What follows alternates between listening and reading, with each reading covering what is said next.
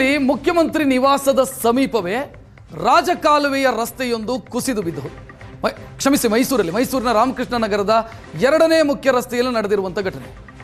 6 ತಿಂಗಳಾದರೂ ಕೂಡ ಅಧಿಕಾರಿಗಳು ಜನಪ್ರತಿನಿಧಿಗಳು ಇದರ ಬಗ್ಗೆ ಕಣ್ಣೆತ್ತಿ ನೋಡಿದ್ದಾರೆ.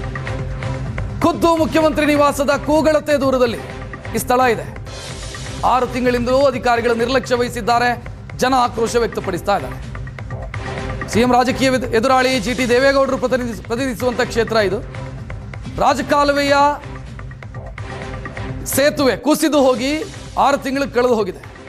ಇನ್ನೂ ಅದನ್ನು ರಿಪೇರಿ ಮಾಡಿಲ್ಲ. ನೋಡ್ತಾ ಇದ್ದೀರಿ ರಸ್ತೆಯ ಸ್ಥಿತಿ ಹೆಂಗಿದೆ ಅನ್ನೋದನ್ನು ಗಮನಿಸ್ತಾ ಇದ್ದೀರಿ. 6 ತಿಂಗಳು ಕಳೆದು ಹೋದರೂ ರಸ್ತೆ ರಿಪೇರಿ ಆಗಿಲ್ಲ. ಸಿಎಂ ನಿವಾಸದ ಪಕ್ಕದಲ್ಲೇ ಇದೆ ಇದು. ಸದ್ಯ ಅಧಿಕಾರಿಗಳ ಕಾರ್ಯವೈಖರಿಯ ಬಗ್ಗೆ ಜನ ಆಕ್ರೋಶ ವ್ಯಕ್ತಪಡಿಸ್ತಾ ಇರೋದು. ಅಧಿಕಾರಿಗಳು ಯಾಕೆ ನಿರ್ಲಕ್ಷ್ಯ ವಹಿಸಿದ್ದಾರೆ ಅನ್ನುವಂಥ ಪ್ರಶ್ನೆಯನ್ನು ಜನ ಕೇಳ್ತಿದ್ದಾರೆ.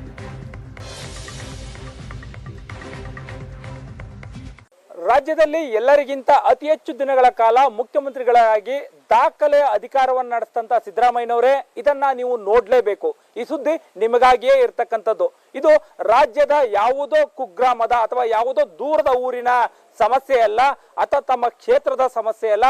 ತಮ್ಮ ಕ್ಷೇತ್ರವಷ್ಟೇ ಅಲ್ಲ, ತಾವು ವಾಸ ಮಾಡುವಂತಹ ಮನೆ ಏನಿದೆ, ಮೈಸೂರಿನ ಮನೆ ಏನಿದೆ, ಆ ಮನೆ ಹಿಂಭಾಗದ ಗಲ್ಲಿಯಲ್ಲಿ ಆಗಿರ್ತಕ್ಕಂಥದ್ದು, ಅಂದ್ರೆ ಬೀದಿಯಲ್ಲಿ ಆಗಿರ್ತಕ್ಕಂಥ ಸಮಸ್ಯೆ. ಈ ಒಂದು ಸಮಸ್ಯೆ ಶುರುವಾಗಿ ಸುಮಾರು 6 ತಿಂಗಳಾಗಿದೆ.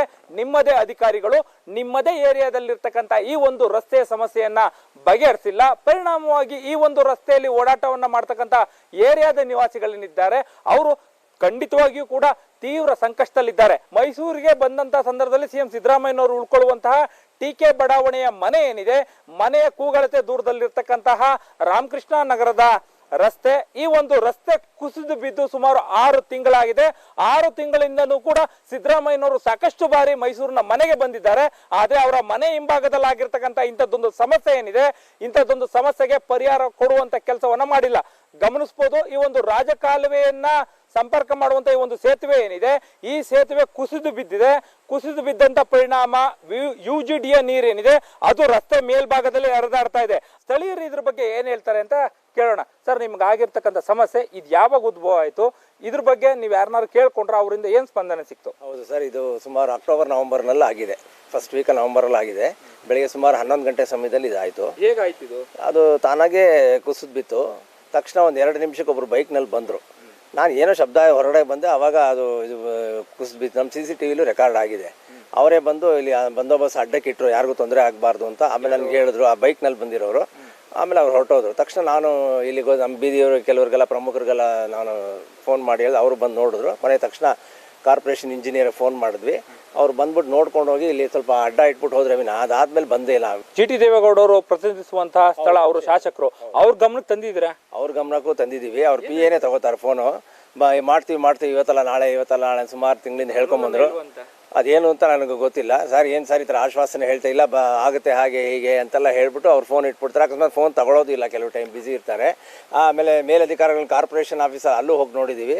ಅವರು ಹಂಗೆ ಆಶ್ವಾಸನೆ ಇಂಥ ಕಾಂಟ್ರಾಕ್ಟರ್ಗೆ ಆಗಿದೆ, ಅವರು ಬಂದು ಮಾಡ್ತಾರೆ, ಸದ್ಯದಲ್ಲಿ ಶುರು ಮಾಡ್ತಾರೆ, 15 ದಿವಸ ಹಾಗೆ ಹೀಗೆ ಅಂತೇಳಿ ಇದುವರೆಗೂ ಸುಮಾರು ಆಯಿತು. ಟೆಂಟೇಟಿವ್ ಡೇಟ್ ಎಲ್ಲ ಫಿಕ್ಸ್ ಆಗಿದ್ರು ಕೂಡ 2-3 ಸತಿ ಪೋಸ್ಟ್ಪೋನ್ ಆಗಿದೆ.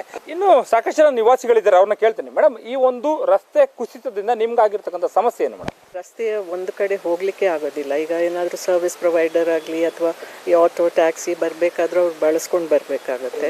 ಮತ್ತು ಕೆಲವು ಸಲ ಏನಾಗ್ತದೆ ಅಂದರೆ ಅವರಿಗೆ ಎಲ್ಲಿಂದ ಬರಬೇಕು ಅಂತ ಗೊತ್ತಾಗದೆ ಕ್ಯಾನ್ಸಲ್ ಮಾಡ್ತಾರೆ.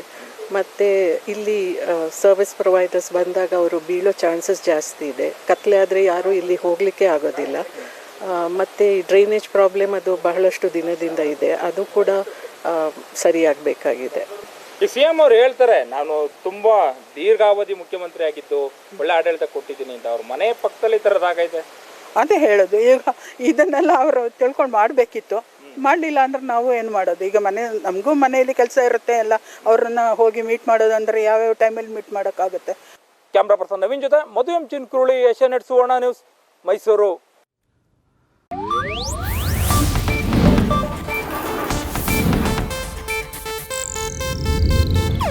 ಇದು ಏಷ್ಯಾನೆಟ್ ನ್ಯೂಸ್ ನೆಟ್ವರ್ಕ್ ಪ್ರಸ್ತುತಿ.